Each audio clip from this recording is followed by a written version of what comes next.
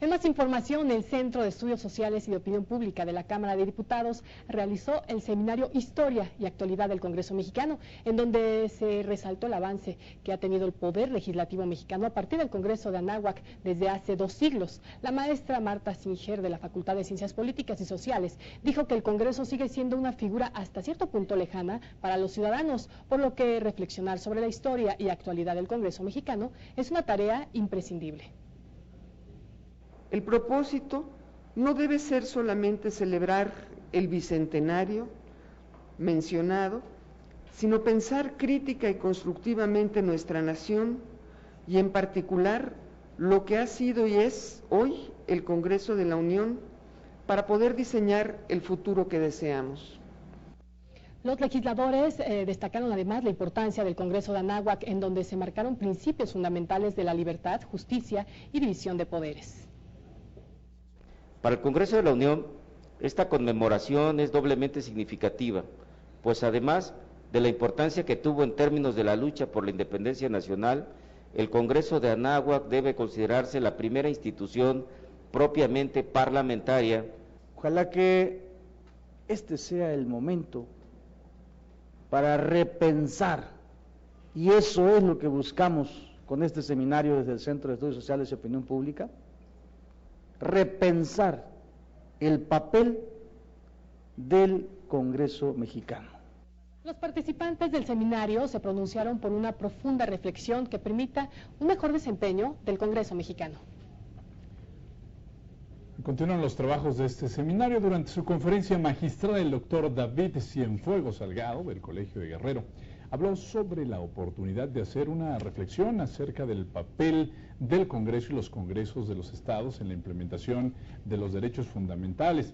Señaló que actualmente es importante repensar el Congreso mexicano en este tema.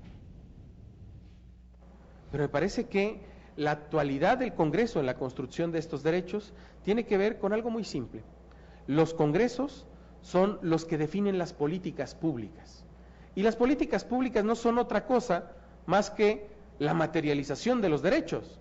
La política pública educativa materializa nuestro derecho a la educación. La política pública sanitaria materializa nuestro derecho a la salud. Y ustedes podrán buscar todas, y ahí está la materialización, o bueno, la pretensión de materialización de nuestros derechos. El Congreso entonces sí tiene un papel sumamente relevante a la hora de construir los derechos, y por eso también cobra mucha actualidad.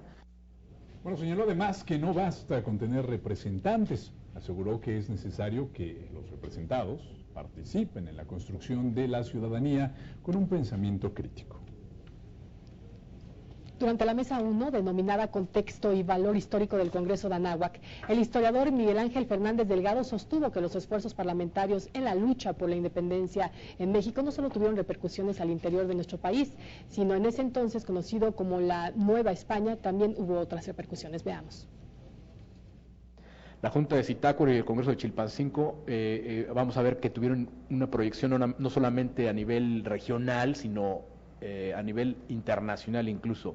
Fueron conocidos en Sudamérica porque el propio Simón Bolívar hace mención de ellos en su célebre Carta de Jamaica de 1815. Por su parte, el académico Raúl González Lezama destacó el papel de José María Morelos y Pavón en la historia del parlamentarismo en nuestro país y en el continente americano. El pensamiento de Morelos habla del nacimiento de un nuevo ente, la nación. ¿Por qué sentimientos de la nación? Y precisamente ese sentir es lo que le da nacimiento ontológicamente. Es un ser que no existía antes, que nace ahora.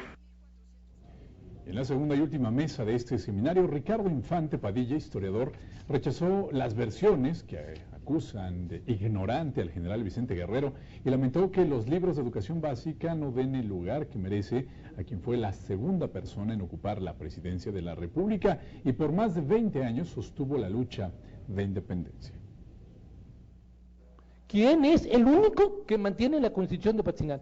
¿Quién es el único que sigue recordando el diario de Morelos? Ese hombre al que todo el mundo lo tilda de negro, inculto, incapaz para gobernar, etcétera, etcétera, etcétera, que ni siquiera lo conocen. Bueno, además el especialista criticó que el gobierno federal no haya tomado acciones necesarias para conmemorar el Congreso de Anáhuac y con ello rendir un justa reconocimiento a la historia de quienes pensaron en una nación independiente por primera vez. Que hagamos un reclamo, porque no es posible que el Ejecutivo de la Nación no haya decretado este año, el año del bicentenario del Congreso de Anáhuac. ¿Por qué? Porque yo no conozco un solo documento de Miguel Hidalgo, el padre de la patria, hombre con todo nuestro reconocimiento, pero que nunca pidió la independencia de México.